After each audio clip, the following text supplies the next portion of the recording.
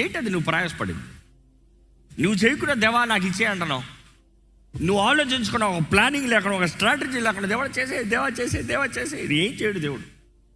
కొలసీలకు రాసిన పత్రిక 4, 5, 6 వచనాలు ఒకసారి చదువుదామండి.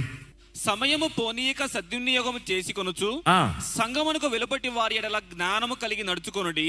ప్రతి మనుషునికి ఎలాగో ప్రత్యుత్తరం ఇయ్యవలెనో అది మీరు తెలుసుకొనుటకై మీ సంభాషణ ఉప్పు వేసినట్టు ఎల్లప్పుడూ రుచిగలదిగాను కృపాసహితముగాను ఉండనీయుడి. సమయాన్ని జాగ్రత్తగా వాడండి. ఈరోజు అపవాది చేసే పని టైం పాస్. ఎంతమంది టైం వేస్ట్ చేసుకుంటున్నారు, టైం పాస్ చేసుకుంటున్నారు. No, time is the most valuable. ఈరోజు జీవితాలు అక్కర్లేని నిర్ణయాలు చేసుకుని రిలేషన్షిప్స్ అని, అఫేర్స్ అని, అదని, ప్రేమ, దోమ, ఇదే దాంట్లో టైం గడుపుతున్నారు. నో,